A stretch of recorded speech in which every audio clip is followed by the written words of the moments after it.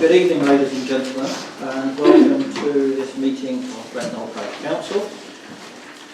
I note we've had a coach party from Station Road join us tonight, and some of you would like to speak. I have said to you that the criteria for speaking is before our actual council meeting, and after that, please, if you wish to stay and you hear any comments and that sort of thing that you perhaps object to or wish to make comment on, you only have the time before our meeting to make your statements, please. I don't know if there's any particular order, because I think there's at least three of you which to say. So, John, do you want to say anything more tonight? No, I feel I said it. You said it last time. Thank you. Yeah, I did.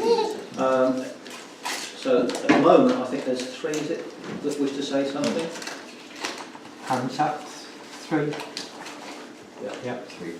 So, in strictly no sense of order, but George, if you'd like to kick off, please. Right. George Brown. First of all, I'd like to thank Councillor Fulmer for having the drains cleaned in Brent Knoll. I did take him around Station Road and Burton Road and pointed out the bad condition of the drains, and later on they went all the way through the village, Brent Street and everywhere, had the drains cleaned. So thank you very much. Going on to the proposal for 18 houses in Station Road, the committee, Parish Council, will already have my letter, so I'm not going to deal with every point on there. All I will say is that Brent Knoll is a very nice village, and the houses have grown up, the village has grown up with houses along the road. We don't have large estates in Brent Knoll. Where we do have estates like Portland Place, we've got 5 houses. The Willows, we've got 6 houses. Station Road, up towards the bridge, we've got 5 houses. South Brent Close, we were told we had to have a large congregation of buildings, or else Sedgemoor would tell us where we had to have the buildings. So at that stage we did agree to South Brent Close. Portland Place, the acres per house is 0.26.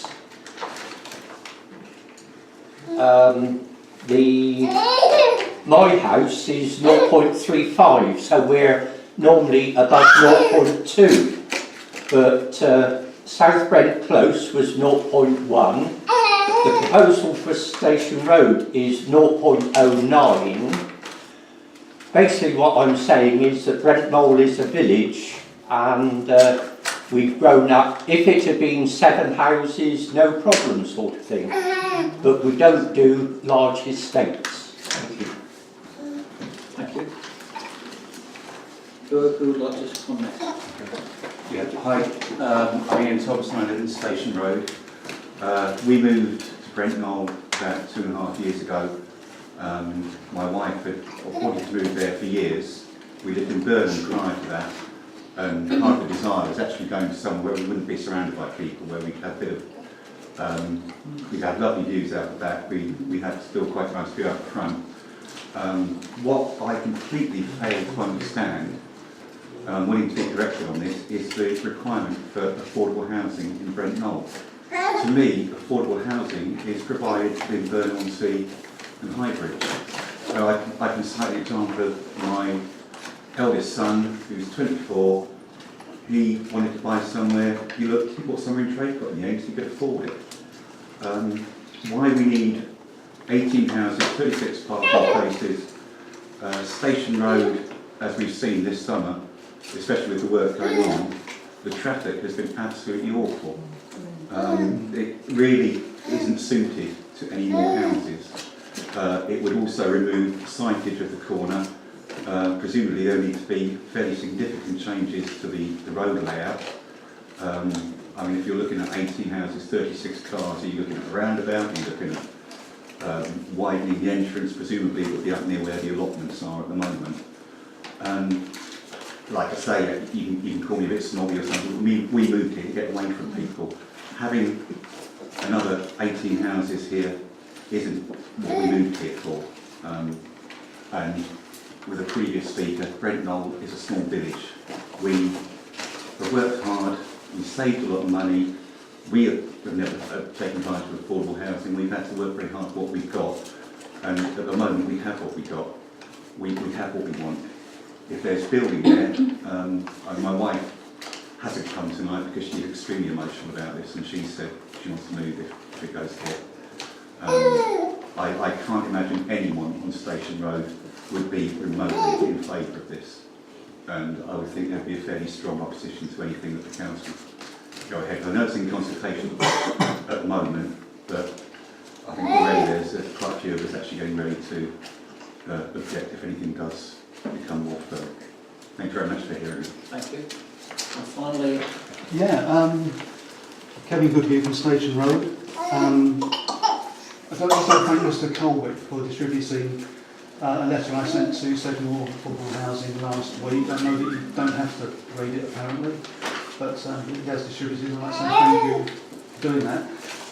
Basically, just really for an acknowledgement from the Parish Council that it is aware that we have made a request for the suspension of the project, and to emphasise that this is on procedural grounds and not because of the planning history or planning issues.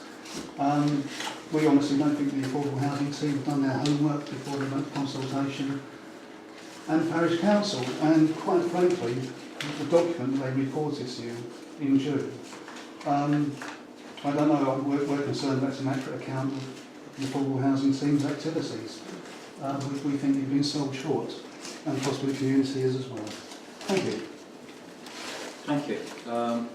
Is there any other questions any of you would like to?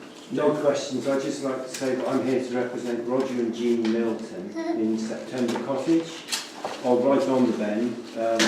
Both of them are and it's causing them a lot of anxiety, so I'm just here to represent them as well as myself. And I'd just like to underline my angle on this, which is the safety on that bend of increased traffic coming out of the new estate. That is just the word I'd say. Okay, before we move on to our formal meeting, would any of the councillors like to make any comments or questions on what has been said at this time?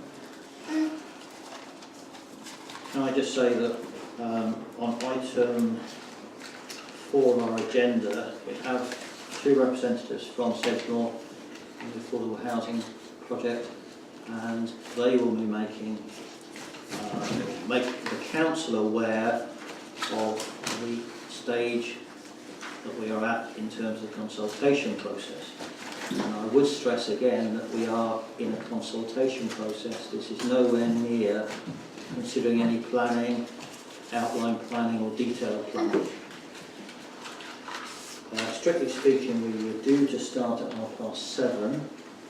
I think it wouldn't hurt to kick off now. So, ladies and gentlemen, I'm trying to make a start. Apologies for absence. From Colin Townsend and Andrew Herrickett, both on holiday. Can we all agree that's an acceptable? Thank you. Chairman, can I also give Andrew Billings apologies for another meeting. He was hoping to be here tonight, but he couldn't make it. The district council. Yes. You have to remember, when you get to my age, names become an issue.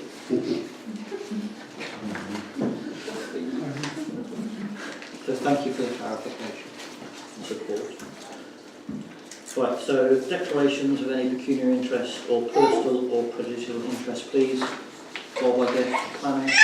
Yes, basically my interest is chairman of the development committee on predetermination. I'm sure legal rooms are not part of any of the discussions here, so I can be if it comes to section 1. Are you staying for the presentation on affordable housing? Yes, because in that instance, it'll No, be the that's other way fine. around. I'll stay at the local level. If it comes to a planning application, I'll be out at section 1. Yeah. Okay, that's just for clarification. Is there anybody else? Peter and John actually were playing this. I have a chair.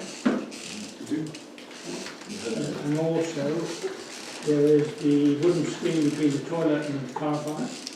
if it voted that we remove it, I'd like to obviously see removing it. If you'd like help, can we split the wood? Sorry? If you have some help, can we split the wood? As long as you help me do all the jobs on the green. Otherwise, no. Discussion for resident. John? I'm being paid 4 times. I didn't pay for them, and so the cheque, which Which we've now altered to area. and it has got to be changed, so I have not. Was there anybody else you thought? No, that's it, as far as I'm aware. I'm not aware of any others. So haven't got a copy.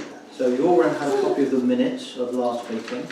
The meeting on 6th of July, 6th of July and 27th of July.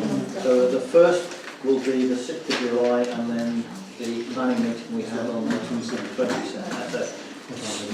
Starting with the 6th of July, are there any errors, omissions or changes? Which I guess there aren't because we did it all by email, so I suspect they should be correct. In that case, I'll just Fine. talk amongst yourselves by sign about 15 pages.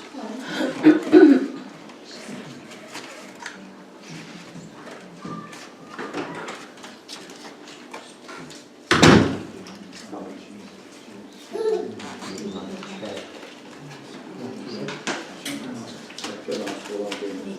Good. Before the meeting starts? Yeah, you just come here for the meeting. Yeah, no.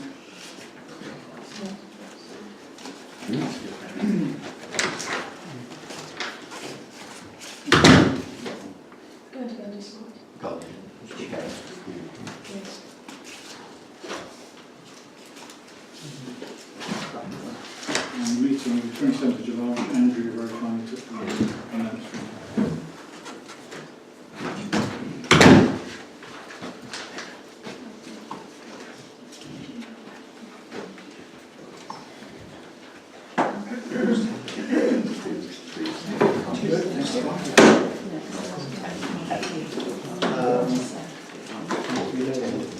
Which of you two would like, are going to do your presentations?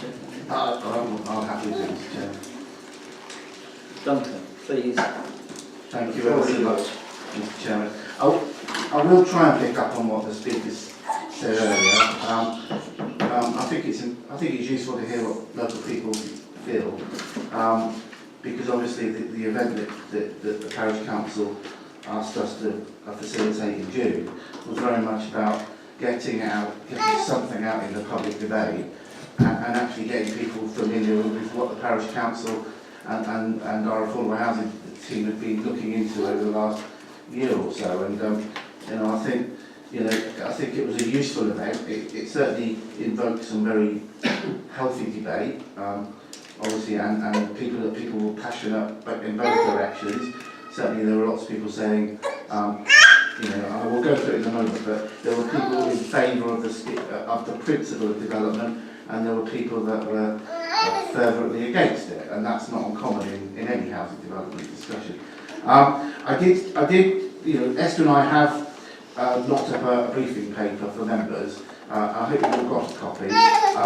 What we will be doing with that briefing paper, in the spirit of being open and transparent, and I think that's where we need to be, is we will be putting the briefing paper on our website at Sedgemoor District Council, as we're doing with other parishes, and it's really for anybody to get a view of. So the information that you've received will be the information that will be freely available to the general public, and I think that's a good way of making sure that people may not agree with what's in it, but that's just our briefing paper. So I mean, we could have spare copies if people at the back want to see it. And I'm happy, as I say, it'll go on the website over the next week or so, or certainly by the end of the week, investors can do it. Just going through the briefing paper, really. Obviously, it's a paper talking about the community consultation event in June. I've reminded members what a basic affordable housing project looks like in terms of the key steps. I think it's important to remember that's not a policy or a requirement of the local authority or any developer to follow. It is a guide that we would suggest that parishes and housing associations and people that are into building affordable housing generally follow as a broad guide. We found it to be very successful. over the years that we've been working in affordable housing, but it isn't a requirement of the development to follow those step by step, but it is good practice to follow that direction. So, I mean, as far as we're concerned at the authority, you know, we started out with trying to understand what the housing problem was in the village, and we called that stage one, understanding your housing problem. Members will remember that we published a housing needs survey back in December 2013, which indicated that there was a requirement for 8 affordable housing units, specifically for people with a connection with the parish of Brent Knoll.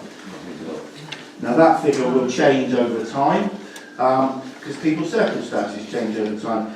One of the things that we are recommending to members is that Esther and I would like to carry out a refresh of that. I'm not saying a full-blown housing needs survey, but certainly a refresh of it, just to really make sure that, to make sure that, is 8 the right number? Is it 6? Is it disappeared completely? I'd be surprised if it's disappeared.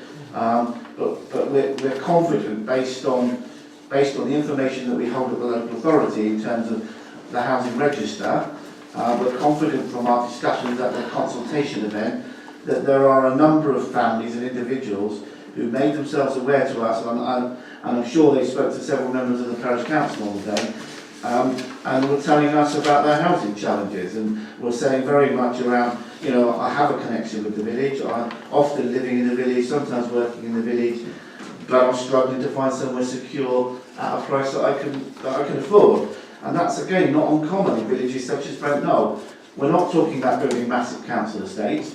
We are talking about tackling what is generally a very modest number of homes for local people.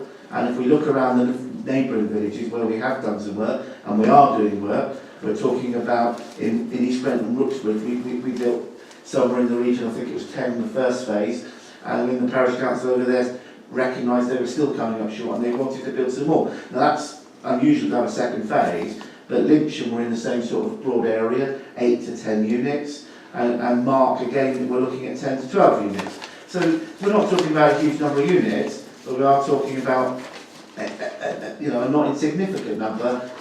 But again, we are going to refresh that housing needs survey, because we generally view that, our view is, once a housing needs survey gets to sort of 3 years, it's starting to lose its shelf life a little bit. Not to say it's not valuable, but we want to make sure we update it. So as far as the housing project plan is concerned, as far as we're concerned, the only stage that we've actually completed is stage 1, which is understanding your housing problem. The purpose of the consultation event was really to gauge local views to a number of questions, and members will be aware that we've had a number of conversations with the Parish Council where we've explored a range of sites in and around the village, and we've looked at which ones are realistic, which ones have potential, and really on the bottom of page 1 and through to page 2, we've gone through we've set out the assessment criteria that we've used to try and gain some insight into what parcels of land, how they fit in connection with the 3 criteria that we use, which is it available, is it suitable, and is it achievable? And they're 3 words, but they are key to any project. If you don't have all 3 in place, then you simply can't build any housing, whether it be affordable or otherwise. So obviously, we started out looking at what we've described as Site 1. There is a map on the back of the briefing paper. I think everybody's familiar with the site. How would you best describe it? Farmland that's being used as a junkyard. Is that probably not far off the mark? We have spent, members will be aware, we spent well in excess of a year trying to engage with the landowners, and we, quite frankly, due to circumstances, the land's not available, and the landowner won't release it, and so we brought that back to members, and then with members we sat down and said, well, are there any other parcels of land that you'd like us to look at? And then we were left with 3 that members were broadly comfortable with potentially looking at, and they were sites 2, 10, 11 on the map, and obviously members asked us to focus our attention in the short term on seeing what potential site 2 had, which is, which I think is commonly referred to as Station Road. So obviously we engaged with a contractor, with the landowner, to see if there was any genuine potential of the landowner wanting to have some dialogue with us. And we felt there was sufficient interest from the landowner to report back to members to say there was some genuine potential there. Where do you want to go from that? And I think it was at that point members took the right decision to ask us to facilitate your community event, which is exactly what we did. And I think there were lots of emotive comments made on the day, but I think it's important that the purpose of the event wasn't a precursor to a planning application. Far from it. Although there was an indicative layout on show, it was merely an idea of what it could look like. At the end of the day, I think what we wanted and what members wanted to get out of the day wasn't just a view of is Station Road the right site, but we asked a much broader set of questions, and we'll go through those in a moment, about people's views on affordable housing, people's views on housing generally, and we also asked questions around was there somewhere better that might be better suited on which some affordable homes could be provided. And I'll go through the feedback in a moment. But I think if I said it once at the event, I know Esther said it, and we put it in writing, it was, and members were clear about it, it wasn't a precursor to a planning application. So the headline to the consultation event was, we had just over 100 local people attend, which is a tremendous turnout. We as a team aren't discouraged by people having a negative view of something, because those views are equally as important to us as the gushing ones about please provide my son an affordable home.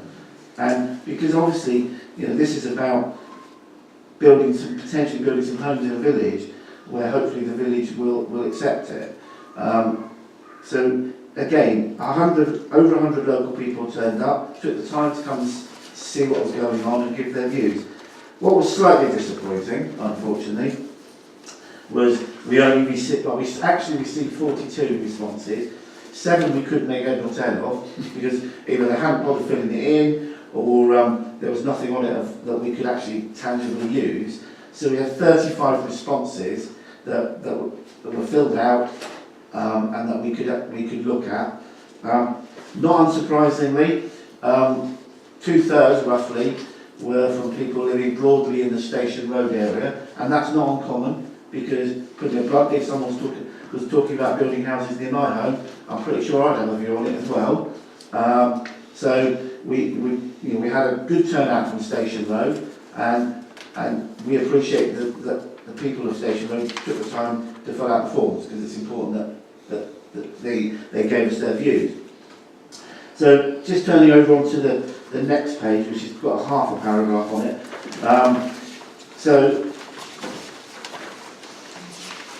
some of the headline messages, and they are headline messages, were that there was a general acceptance for the support of new affordable housing, not necessarily at Station Road, but generally in the village.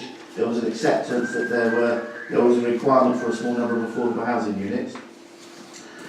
There was an acceptance, or people began to understand the reason why, or the use of the cross-subsidy, using market housing to fund the affordable housing because of the lack of government funds and the withdrawal of government grant in order to facilitate affordable housing. I'm not saying, again, it was accepted on the site, but there was a general acceptance that people understood why we needed to look at that as a model for funding any affordable housing. 40% also supported the building of new homes on Station Road, so you could flick it and say 60% didn't. But 40% said they did. I would suggest there might be a relationship between the people, where people were living, might have had an indication on that. So some of the key messages are new affordable homes should go to local people. Absolutely, and we can reassure you of that, and we've done it elsewhere and it's gone to local people in the past. Any new homes need to be of the right type, size and appearance in keeping with the village. When, any project that gets built in any rural village is not about just knocking up any old rubbish. It's about setting high quality housing where the village is proud of it. And we could, and members will be aware of several rural communities where we've worked where the village are rightly proud of what they've delivered in terms of the right type of housing, the quality and its appearance. And I included Huntsville in that. Those Marmite houses, and Councillor Thurmell will remember the debate at that Development Control Committee where people were saying, I don't like that appearance, but it's what the community wanted, and we were as surprised as they were. But the point is they're proud of what they've delivered. And we did ask about alternative sites. So we did say, well, if you don't like Station Road, is there somewhere else that we should be reporting back to the Parish Council, and is it available? What is quite staggering was only 9% of those that filled out the form, and I know it's only 35 forms, but 9% of those responding actually said, well, I think there's somewhere else that you need to be looking. I think 70% said, I don't know. So, so we, in a lot of ways, we haven't got a lot of lead in terms of saying, actually, there's a feeling locally that you should look at site 7 or site 6 or whatever. So, I mean, just in terms of next steps, we are going to refresh your housing needs survey. It's not a particularly onerous task, but it will give us an up-to-date picture. But obviously, we've reached a situation now where, if you look at the feedback, and again, the one thing that jumps off the page is there's a general feeling of mark your homes, don't particularly want them. Do you want affordable housing? There was a greater percentage of people saying we're in support of affordable housing. Would you support a development which had both in order to fund affordable housing? And again, there was a albeit it's 51%, the majority of people that responded that understood the principle of cross subsidy. And understood that in order to build your affordable housing, we've got to get some money from somewhere. Would you support a number of small new homes on Station Road? Again, 51% said no, 40% said yes, and the balance said don't know. So, it's kind of, I wouldn't say 50-50, but it's not unilaterally one way or the other, really. The most obvious comment that came out of the day, not unsurprisingly, was highways, and I think members have always recognised that. I think we've always recognised that, and I think the contractor and the landowner have always recognised that. And really, at the end of the day, if a decision was to, if members wanting the affordable housing team to engage further with the contractor on Station Road, that would be another point of investigation to say, well, is there a highway issue? What is the highway issue? And what needs to be done to overcome that? And it may be at that stage, and it all may be but ifs, it may be at that stage that that the scheme could die a natural death, because you tend to find that sometimes these schemes, that's the straw that breaks the camel's back. And it won't be the first time we've abandoned the scheme, and it won't be the last time, I suspect, where but it would be daft, and I think members took the right decision, to plough and do all that research work, and members weren't sure what the local views were on it to start with. So, there in a nutshell is a whistle-stop tour through what happened. There were good comments, there were bad comments, but we've captured them in the report. And I think Esther and I are more than happy to answer questions. Just in terms of the 3 points raised, so somebody raised the thing, can't understand where the 7 affordable housing units came from. Well, we've got a housing needs survey which tells us there was a requirement, or is a requirement, We've got data that we currently hold on our register that tells us there is a requirement for certainly that scale of development. And anecdotally from the event that we ran on the 28th of June, most certainly there were lots of local people coming forward saying, I have a problem with my housing, what can I do about it? Now we're not suggesting no one's housing need, but there were a number of people that said, I didn't bother filling the form out last time. So I don't think the figure's going to be an awful lot different. It might be higher, it might be less, but there is something there. In terms of Mr. Goodhue's letter, I've been on leave for 2 weeks. I've not had the luxury of being able to fully digest it yet. I will respond to Mr. Goodhue either tomorrow or certainly failing that by the end of the week. You do have 10 days. Sorry? You do have 10 days in the rules of session. Sorry. Well, anyway, I will respond to Mr. Goodhue in good measure. Again, there were lots of comments made in there, and obviously I will try and answer them as best I can, really. And obviously, given that he shared it with you, I think I'll share the comments with yourselves, because I think it's useful to have that transparency, and hopefully that will do. I can't comment on procedural comments, facts or anything until I've had the chance to properly digest it, but I'll deal with that tomorrow and Friday as I can. So I think, in terms of the idea of an estate, obviously we're trying to build 8 affordable housing units in the village, which is what the Parish Council wants to do. But in order to do that, we need to facilitate that by building, or helping to help facilitate that, we need to build some market housing in order to generate money to build the affordables. So we are looking at a scheme of sort of 16 to 18 in order to deliver your 8 affordable housing units. Now, it may be that members feel that's too big, and if that's the case, you need to review what you want to deliver, really.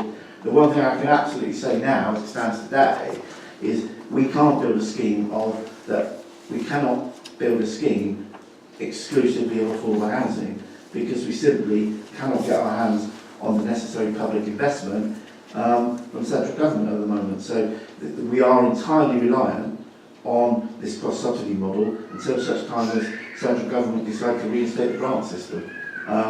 So, it does feel like you've got your hands tied behind your back, but we are where we are. And we are mindful of the fact there are people who have a desperate housing need now, not in 5 to 10 years' time. So, happy to answer questions, but we are really looking for some guidance from members, if you feel happy to give us, in terms of what you want us to do now, if anything. I'm sorry to put the ball in your court, but we're here to try and help facilitate what you're after. Well, thank you very much, Duncan.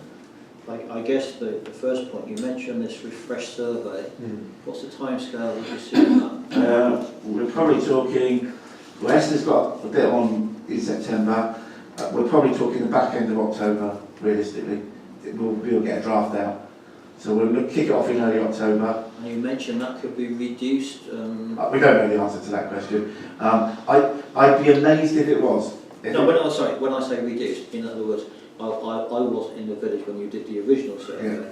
Yeah. I'm just conscious of, were you implying that you would not survey the whole village again, or would you? We weren't planning to. What we were planning to do is contact the people that responded to the previous survey, contact the people who we're aware of on the housing register, contact the people that approached us and made themselves aware to us on the day. And we were going to have a conversation with yourselves around possibly promoting it through the website and what have you, in the local parish magazine, to say we're refreshing the housing needs survey. If anybody feels they've got a housing requirement, then we encourage you to fill out the housing needs survey. At the end of the day, I guess what we're not trying to do, we're not trying to generate the biggest number that we can. That's not what these are about. What we are trying to do is understand is there an issue, an affordable housing issue? Our way of working is we invariably discourage parish councils from, so if we were to say, oh look, your housing needs survey now says 12, we would be actively saying, don't necessarily jump to 12, we think you need to be having a more sensible view in terms of what is more manageable and more acceptable to the village. And we've had the same debate with Mark, because their housing needs survey said 15, their instant reaction was 15, but they're now looking at 12, because they've taken that more pragmatic view. So it's not about trying to generate a big round figure, it's about being able to say, there is a problem, this is what it looks like, what are we going to do about it? So, you know, at the end of the day, we need to have a chat to your clerk to say how do we best advertise people or encourage people to come forward, but we'll be contacting those that we're already aware of. So I guess the conclusion from that process would be November at the earliest. No. End of October. End of October. End of October. So that would tie up with our November meeting where we could consider it. Okay. The other thing you mentioned, which is probably quite pertinent, I guess, but I'm not sure how it actually would work, is how easy would it be to do, in the particular example of Station Road, a highway survey of that junction, or the impact of that development? Well, therein lies the problem. Because I believe that could be quite a cost. Yeah, I mean, to do a highway, I mean, it varies, but to do a highway survey, you're talking about circa about £5,000, give or take. It varies, but generally it's about £5,000, give or take. But presumably that would come to a conclusion which at best could say nothing needs doing. Yeah.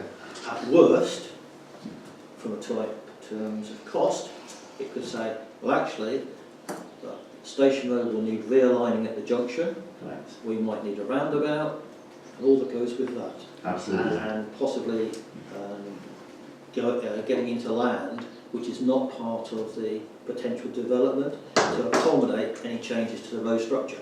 Correct. I don't know. That is the cost, I suspect, which would be the one that said that it could kill the whole idea. Not the cost of doing the survey, but the estimated cost of doing finding a solution to the problem that could arise. Yeah. It's a chicken and egg situation for you as members, but it's also a chicken and egg situation for the would-be contractor. Yeah. So in this case it's E.G. Carter, who have been talking to the landowner, who've been talking to us about what might be possible, and I keep using the word might be possible. Carter's view is £5,000 is a lot of money. However, if they felt comfortable that members wish to investigate the site further, my gut feel is they would invest that money into the survey at risk, knowing full well it might come out with a sort of Damocles against it, because ultimately, let's not kid ourselves, that junction is going to need something doing to it. I mean, there's no two ways about it. I'm not a highways expert, but you just got to. I mean, you live here every day. It's not the nicest junction in the world, but until they do the survey work and then their highway consultant looks at the outcome of that, they can't form a view as to what needs to be done. Now, Carters will do that at risk if they felt there was a will on the part of the parish council to at least investigate it. Now, it may be that they do it and they say, right, we can't fund this scheme, and we'll be coming back to you saying they've looked at it, it's costing too much money, they decided to discontinue it, or something else, and I don't know what something else would be. So that's really where we've hit a bit of chicken and egg situation here. To say at the moment, Carters still want to look at it, but obviously they need to get a feel for where members see it going more positively. It would be unfair at the moment though, because everyone in the bottom half of the village is using that with the school, the road being dug up. Oh yeah, but I mean that's perhaps an exception at the moment. Just recognising it from a practical point of view, irrespective of the current traffic density. Just looking at the structure as a former highways engineer, I can see significant issues, and I can see significant noughts and pound signs in front of it. And that's possible. And I can't see county just for funding it just for the sake of it. Well, I can't see county funding a lot. I think you have to consider any housing project that you do in the village. I think has to be effectively self-funding. Yeah. So whatever off-site, because that's what it would be effectively, off-site highways improvements were required to satisfy the highway authority in order to get planning permission, then it would have to be funded out of the development. Now, at the end of the day, Carters have a view in terms of what they think needs doing, but that's just a view that they formed at a very early stage. So really, it's really back to the question of, do Carters carry on looking at the opportunity that Station Road offers, or is the message going back to them, thanks, but we'd rather discontinue interest in it, and then of course we have a debate about where do we go from there, and obviously there may well be other opportunities, and I'm acutely aware of another one up the road that obviously came out of woodwork not a few weeks before your own event. So